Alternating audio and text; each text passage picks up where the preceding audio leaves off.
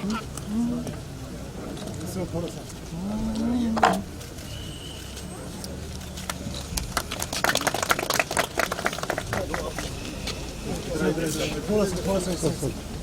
सा सर थोड़ा लेफ्ट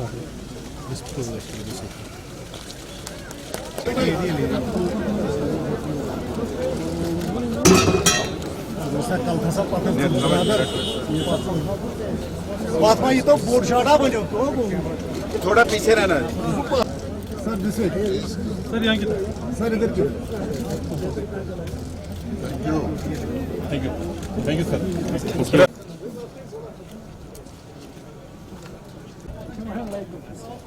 बुन गया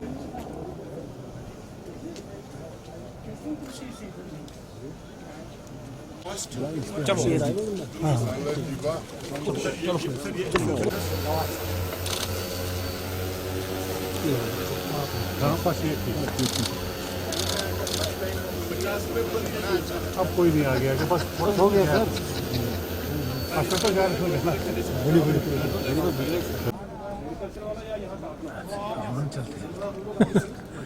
चलते कर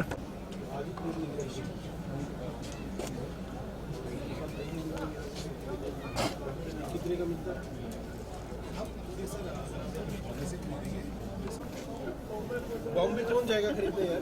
बच्चे रखा इधर है, आप भी उसके लिए तो बोलते बॉम्बे करना ही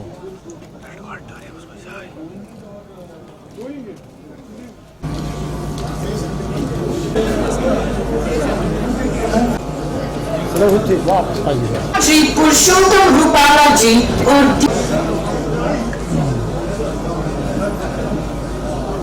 करता हूं कि वो इस कृषि रेडियो 89.6 का इफ्तिताह करें।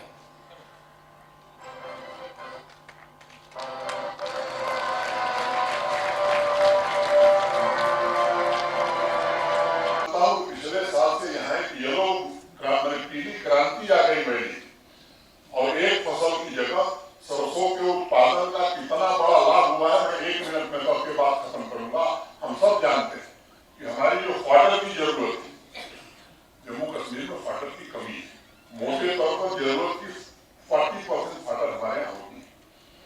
अब कई लोग सोचते हैं कि साहब ये सरसों की खेती से लाभ क्या हो, सरसों का तेल हो जाएगा, गुलाल हो जाएगा। लेकिन मैं मानता हूं कि ये 29 जो परियोजनाएं बने कितनी सोच समझ करके बनेगी और इसको मैं एक्सप्लेन कर रहा था। इस पीली क्रांति ने जम्मू कश्मीर की तकदीर और तस्वीर बदलने में बड़ा योगदान। एक कोई रेगुलर जो आयल जर्सी हमारी मुकम हो रही। दूसरा आप सब जानते हैं कि सरसों से ऑयल भी निकलता है और ऑयल के जिसे हिंदी में खली कहते हैं वो भी निकलता है। तो फाटर की डेफिसिट को कम करने में भी ये मस्टर्ड योगदान दे रही। और तीसरा जो सबसे बड़ा लाभ हुआ, मधुमक्खियां 35 दिन पहले वैली में आ गई। तो जो शहद का काम करते हैं, बी कीपिंग का काम करते हैं, हनी का काम करते हैं, उनको भी बड़ा भारी लाभ हुआ है। तो इस तरह की अनेक परियोजनाएं बनाई गई हैं और इसमें हमारे एग्रीकल्चरल साइंटिस्ट और खासतौर से इस यूनिवर्सिटी का बहुत बड़ा योगदान है। प्रोग्रेसिव फार्मर्स भी आज हमारे जम्मू कश्मीर में काफी आगे बढ़कर के काम कर रहे हैं और मुझे लगता है कि अब वक्त आ गया कि ये यूनिवर्सिटी ने जिस तरह से पिछले दिनों काम किया है, भाई संसद साहब ने ठीक कहा कि हमने कहा कि भाई 4 नंबर वाला काम अब हम लोग नहीं करते हैं और कार्यक्रम इधर जितने भारत सरकार ने सूचकांक जारी की, मेरी माटी मेरा देश का कार्यक्रम पूरे देश में हुआ। कर्तव्य पथ पर पहला पुरस्कार प्रधानमंत्री जी ने जम्मू कश्मीर को दिया। आपके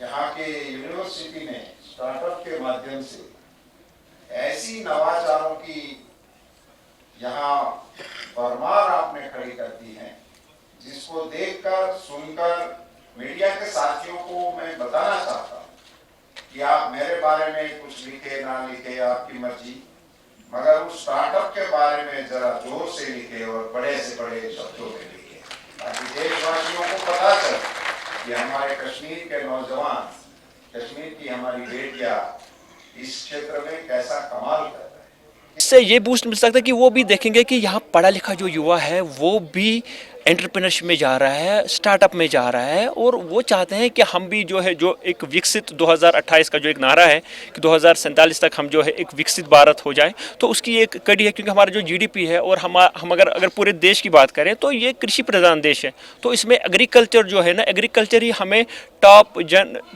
इसको बोलते हैं इकोनॉमिकली स्ट्रांग बना सकता है। जम्मू कश्मीर में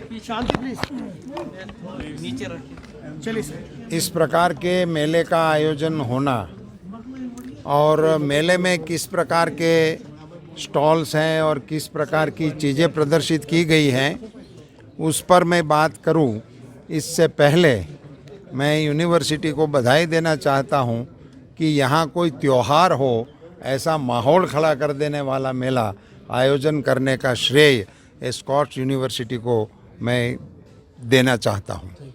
इस मेले में कृषि संबंधी, पशुपालन संबंधी और डेयरी संबंधी और फिशरीज़ के रिलेटेड बहुत ही नवाचार लोगों ने प्रदर्शित किए हैं। खास करके स्टार्टअप्स को प्रमोट करने की जो यूनिवर्सिटी की मुहिम है, उनमें कई बच्चों ने और बेटियों ने बहुत ही सुंदर नवाचार के प्रयोग किए हैं, इनोवेशंस किए हैं और इनको प्रदर्शित करने में वो कामयाब रहे हैं। खास करके उन्होंने पेस्टिसाइड्स और केमिकल फर्टिलाइज़र्स का जो प्रयोग हो रहा है उसी के बदले ऑर्गेनिक वे में इसके पेड़ पौधों के लिए, सब्जियों के लिए, फ्रूट्स के लिए, वहाँ तक कि एक इनोवेटर ने एक यहाँ पहली बार मैं सुन रहा हूँ, शायद एप्पल के ट्री के लिए वैक्सीन उन्होंने ढूंढी है। वैक्सीन जैसे कि वो दे देने से उनको कोई रोग ही नहीं आएगा। यहाँ बहुत ही अच्छा ये नया कॉन्सेप्ट आज ही मैंने पहली बार यहाँ देखा। इन सारी चीज़ों का प्रभाव जब धरती पर शुरू होगा, क्योंकि ये सारा कमर्शियल हो गया है, तभी हमारा कश्मीर एरिया जो है वो जल्द से ही सिक्किम की तरह ऑर्गेनिक स्टेट बन जाने में उसको देर नहीं लगेगी। देखो, प्रधानमंत्री जी का सपना है 2047 तक भारत को विकसित भारत बना देना। वो संकल्प लेकर वो काम पे लगे हुए हैं। अब भारत को जब विकसित भारत बना देना होगा तो कश्मीर को विकसित राष्ट्र बनाए बिना हो ही नहीं सकता। तो ये दौरे में ये बिल्कुल उसी दिशा में बल देने वाला ही ये दौरा साबित होगा। अभी जो प्रधानमंत्री जी कर रहे हैं, आपने कार्यक्रम देखे होंगे, कार्यक्रम का स्केल आप देखते होंगे। अभी उन्होंने 500 रेलवे स्टेशन का प्रोग्राम लॉन्च किया, एक साथ 500 रेलवे स्टेशन का।